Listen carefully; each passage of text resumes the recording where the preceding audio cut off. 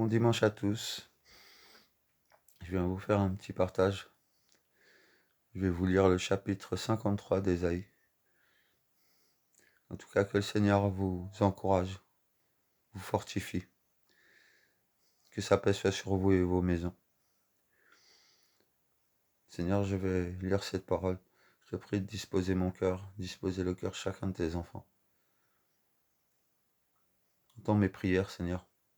Viens te révéler à chacun de tes enfants, tous ceux qui te cherchent en esprit et en vérité, Seigneur. Viens les fortifier, viens les restaurer, viens les encourager à continuer à marcher sur ce sentier tortueux, Seigneur. Garde-nous près de toi, Seigneur. Merci pour ton sacrifice. Merci pour tout ce que tu as fait auparavant pour nous, Seigneur. Fais que nous nous rappelons chaque jour tout ce que tu as pu faire. Que nous n'oublions pas, Seigneur. Merci pour ta grâce. Que ta volonté s'accomplisse. Au nom de Jésus-Christ. Amen. Je vais vous lire ce texte, ce chapitre 53 d'Ésaïe. Qui a cru à ce qui était annoncé? Qui a reconnu le bras de l'Éternel? Il s'est élevé devant lui comme une faible plante, comme un rejeton qui sort d'une terre desséchée.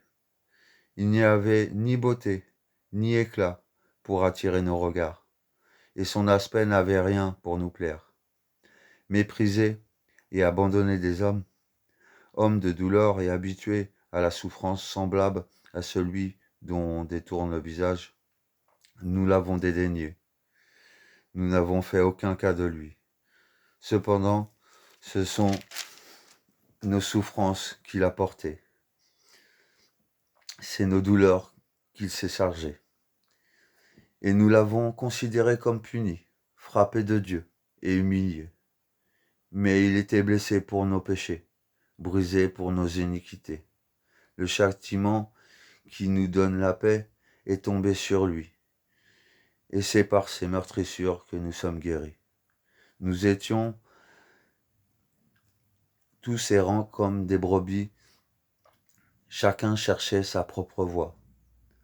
Et l'Éternel a fait retomber sur lui l'iniquité de nous tous. Il a été maltraité, opprimé.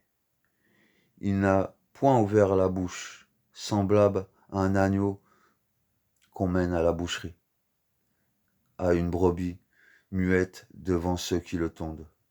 Il n'a point ouvert la bouche. Il a été enlevé par l'angoisse et le châtiment. Et parmi ceux de sa génération, qui a cru qu'il était retranché de la terre des vivants et frappé pour les péchés de mon peuple? On a mis son sépulcre parmi les méchants, son tombeau avec les riches, quoiqu'il n'ait point commis de violence et qu'il n'ait point eu de fraude dans sa bouche. Il a plu à l'Éternel de le briser par la souffrance, après avoir livré sa vie en sacrifice pour les péchés. Il verra une prospérité et prolongera ses jours, et l'œuvre de l'Éternel prospérera entre ses mains. À cause du travail de son âme, il rassasiera ses regards. Par sa connaissance, mon serviteur juste justifiera beaucoup d'hommes, et il se chargera de leurs iniquités.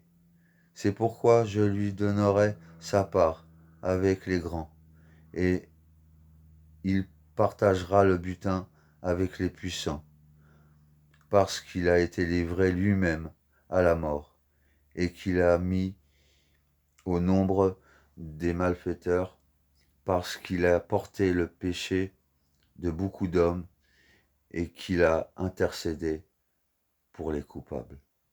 Ainsi soit-il. Un Dieu de pardon, un Dieu d'amour.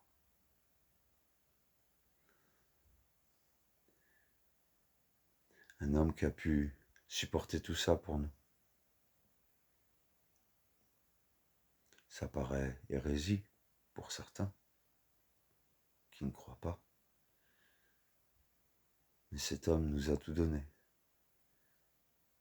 et est resté silencieux jusqu'au bout. Pourquoi est-il resté silencieux, d'après vous? Parce qu'il savait que l'œuvre devait être accomplie. Il savait que tout ça devait s'accomplir. Ces valeurs d'amour, de paix ont été poussées à l'extrême. Combien d'entre nous supporteront ce que cet homme a supporté? Peu. Moi le premier, je ne sais pas si j'arriverai à supporter toutes ces meurtrissures. Et pourtant, Dieu sait qu'il m'a permis d'endurer beaucoup de choses très violentes et très dures, mais très loin de toutes les souffrances que Jésus a dû endurer. En tout cas, fortifiez-vous. Rappelez-vous de ce qu'il a fait, de ce qu'il a supporté. Rappelez-vous qu'il est aussi un homme de pardon.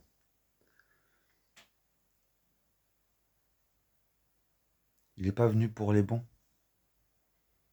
Il n'est pas venu pour les bien portants. Il est venu pour les malades, pour les méchants,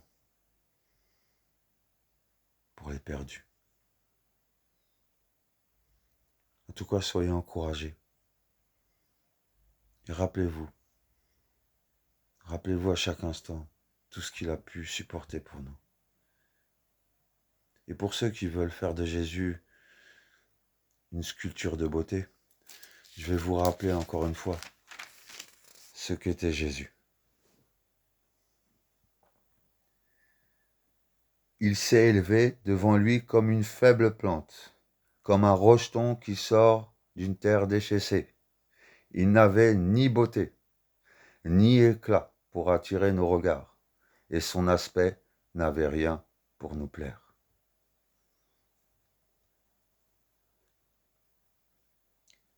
Ces petites phrases sont pour ceux qui ont une image de Jésus, d'homme beau.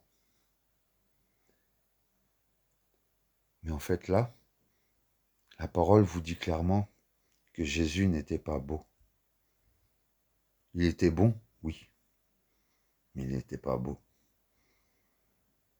Alors tous ceux qui attendent un Jésus beau, aux cheveux longs, aux yeux bleus, beaucoup, je pense, seront très surpris. Maintenant, je ne vais pas débattre longtemps sur ce sujet-là parce que c'est surtout pour rappeler ce que Jésus a fait.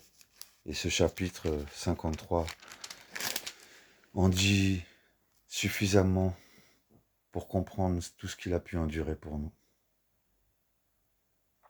en se taisant, en gardant le silence, parce qu'il savait que toutes ces choses devaient s'accomplir pour nous, pour nos fautes, pour nos péchés. En tout cas, soyez encouragés, que le Seigneur vous bénisse et vous fortifie. Bonne fin de journée à vous.